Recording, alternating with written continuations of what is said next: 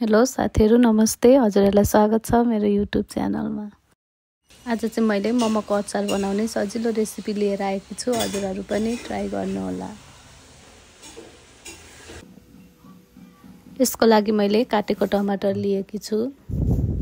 त्यसैगरी सेतो तिल लिएकी छु, बदाम लिएकी छु, बेसार लिएकी छु, लसुन र अदुवा पनि लिएकी छु, त्यसैगरी तेल, त्यसैगरी काटेको धनिया लिएकी छु, भुटेको जिरा र जिरा धनियाको पाउडर लिएकी छु, त्यसैगरी काटेको खोर्सानी लिएकी छु, नुन लिएकी छु र काटेको प्याज लिएकी छु।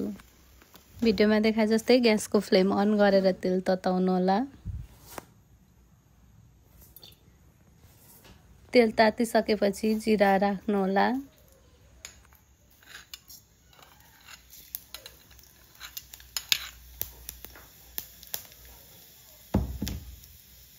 त्यसैगरी प्याज पनि फुराइदिनु होला।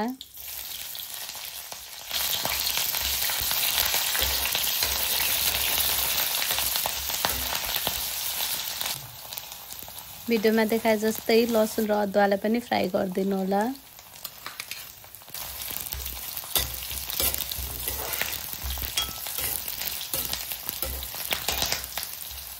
र मैले यहाँ स्वाद अनुसार खोर्सानी राखेको छु।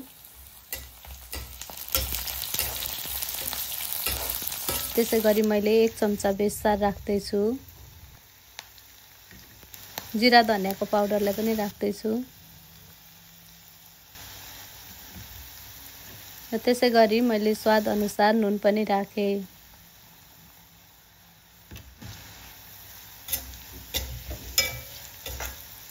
अब चाहिँ टमाटरलाई राखेर मजाले चलाउनु पर्छ।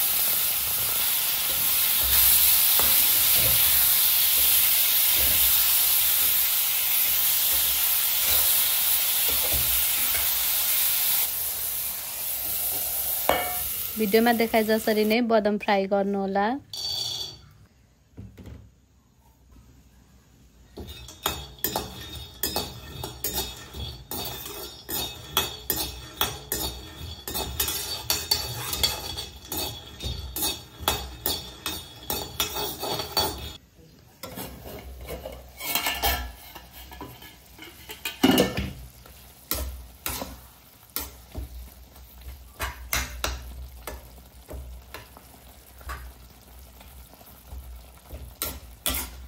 टमाटर पाकेर रेडी भइसकेको छ। अब चाहिँ मैले काटेको धनियालाई राख्दै छु।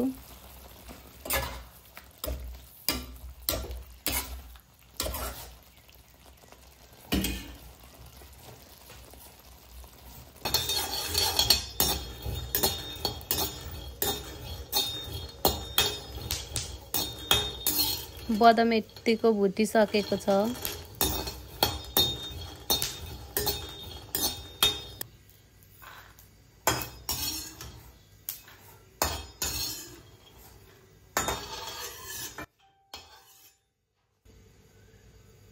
त्यसैगरी तिल पनि भुट्नु होला।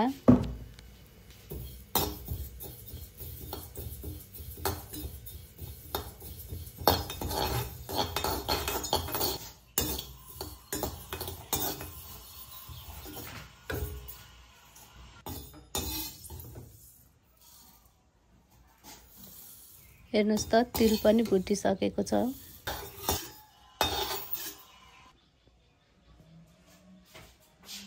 र भिडियोमा देखाए जसरी नै बदाम र तिललाई पिस्नु होला।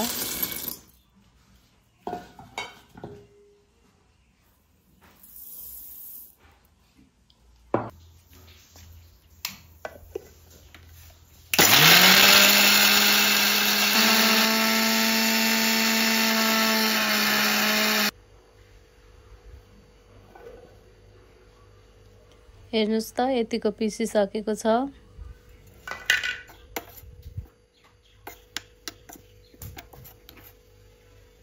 अब चाहिँ मैले टमाटरलाई पिस्दै छु।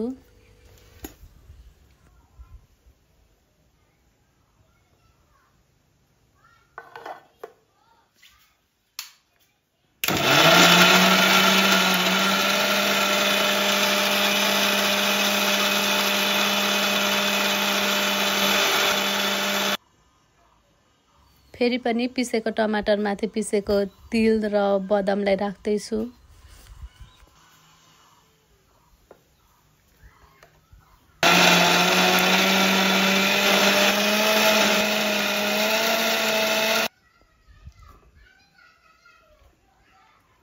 हेर्नुस् त मोमोको अचार यस्तो भइसकेको छ।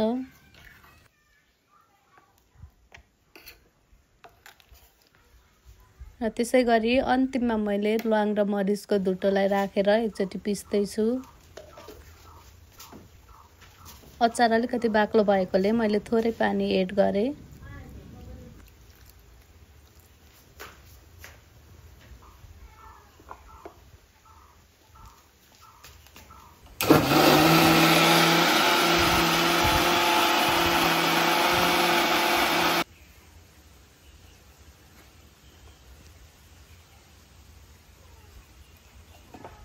अब चाहिँ मोमोको अचार खानको लागि रेडी भइसकेको छ।